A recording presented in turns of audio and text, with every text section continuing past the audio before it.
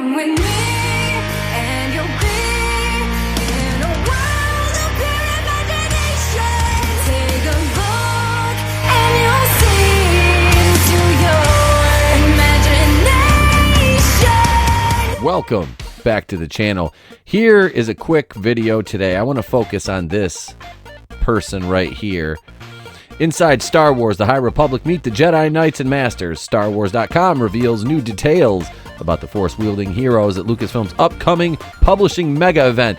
Here everybody was geeked, thought it was going to be a TV show or something like that. And no, it's a bunch of books. So, yeah, there's that to look forward to. In an exclusive series, Greetings! I know that's a horrible image to start off on, but welcome back to the channel. Inside Star Wars, The High Republic, meet the Jedi Knights and Masters. StarWars.com reveals new details about the Force-wielding heroes of Lucasfilm's upcoming publishing mega event.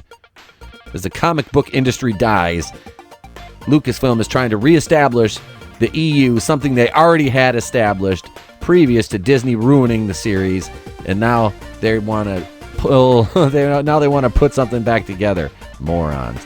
In an exclusive series, StarWars.com is pulling back the curtain on Star Wars, The High Republic, and they must be high writing this kind of dumb shit.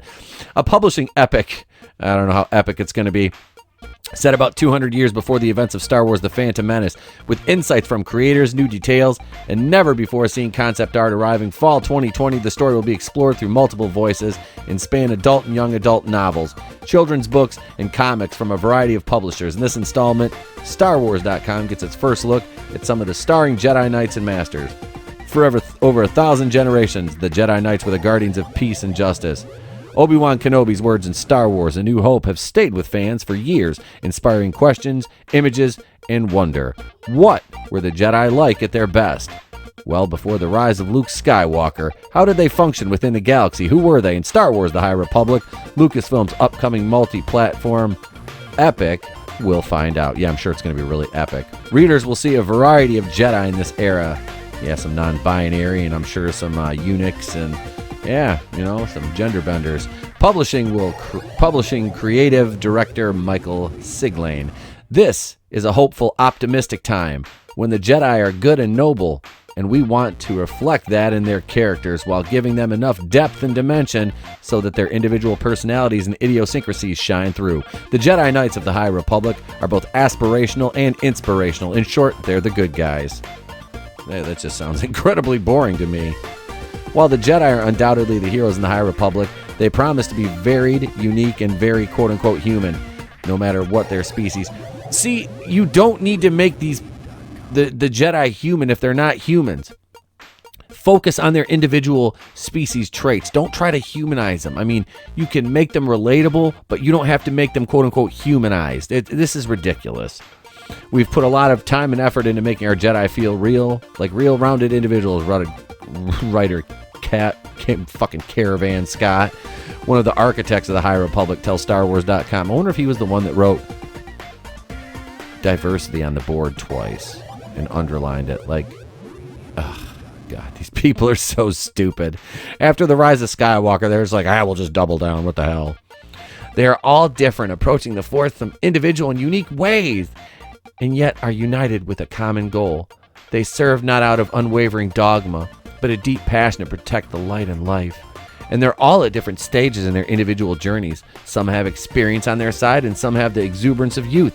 Some are still finding their place. I don't even care. Okay, so this is the one I really want to talk about right here. This plank of wood right here. This is Avar Kriss, okay? Avar Kriss is the brightest, most noble example of Jedihood. She always tries to see the good in people and situations, never puts herself first. She is invigorated about life on the frontier and the challenges it brings, and is an inspiration for those who work with her. She is compassionate, not dogmatic, and always ready to sacrifice herself over others. Avar Kriss is the best of the best. Okay, that's all well and good, but so this is 200 years before the Phantom Menace, or the Phantom Menace. What about Yoda? Okay, what about Yoda? You know, there's this is absolutely ridiculous. So she's the best Jedi there is, but Yoda's still around at this time. Really? This is what we're doing? And this is all coming off on the heels of Dave Filoni saying that they wanted to, make Star Wars more matriarchal. Those quotes from the Rise of Skywalker concept art book. This is ridiculous. This is absolutely ridiculous. So you're telling me that with all the pushback and the lack of, success of Rise of Skywalker, and it made $1 billion, but it's the fan base is destroyed. You've destroyed the fan base. I hope you're happy with yourself. I mean, they're tearing the Clone Wars to shreds. It's to the point where I'm on season 4 of it. Like, I got up to season 4, all right? I was never a huge Clone Wars fan, okay? It's fine for what it is. And then they add these 2 characters in there who are basically like bohemian. They're like bohemian chicks from New York. I mean, it's ridiculous. The one looks like she's got a sponge on her head, and their clothes are like they're hipsters. This is supposed to be a galaxy far, far away. I don't want to smell patchouli and weed when I meet these Star Wars characters. I'm sorry. This is absolutely, like I said, this is totally throwing Yoda under the bus, who's the most powerful Jedi, but now Avar Kriss is the best of the best, right? So, and this has nothing to do with her being a woman. This has everything to the fact that it's forced, it's cringy as hell, and this drawing looks like an asexual eunuch. Like, I mean, it's ridiculous. So this is their big plan. They threw out the EU, which I'm not a huge EU guy, but I respect it, and I know a lot of people who are huge fans of the EU. So why would you do this? Oh, wait, that's right. I know. Cheap cash grabs and another opportunity to retcon the original trilogy. I mean, it's getting to the point where this is just, it's comedic. It's so pathetic. But I was going on a rant about the Clone Wars. I'm not even going to finish watching it. I have no desire to watch it anymore. I struggled to get through 4 seasons of it, and I enjoyed some of it. I don't think cartoons should be canon. I don't think books should be canon. This is borderline just ridiculous heresy. I can't even fathom how they think this is going to add anything positive to this. You're telling everybody that basically fuck Yoda. That's what you're saying. Okay?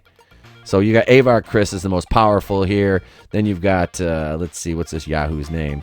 Loden Greatstorm. It's Lone Star from Spaceballs. Loden is a Twi'lek Jedi Master, considered to be one of the best teachers in the Jedi Order, strong and wise, with a good sense of humor. Loden looks at every moment as a learning experience, always trying to better himself and those around him, especially his Padawans. Oh yeah, I'll fucking miss Sideshave here with a Darth Maul saber, but hey, Keeve Trennis. Keeve is a young Firebird Jedi, believed to have a great future ahead of her. If only she would believe in herself, quick-witted and more impulsive than she should be, whatever. And then you have you gotta have one white male who will probably be ineffectual and weak compared to everybody else. Stellan Geometro. Stellan is an optimistic and well-respected Jedi Master. Stellan came up through the Order with Avar Kriss, but she's, so much more powerful. Even more powerful than Yoda. This is, and then you got this little, whatever this thing is. This is Venestra Vern. Okay, so they call her Vern, so they're going to make her the non-binary one. Vern is a newly minted Jedi Knight. Vernestra Miralan was Padawan to Stellan Geo Metro. She works hard and is devoted to the Jedi Order. Okay, blah, blah, blah. For more Star Wars High Republic, check out the Star Wars previous in-depth... We're not going to do that at all. I think this is ridiculous.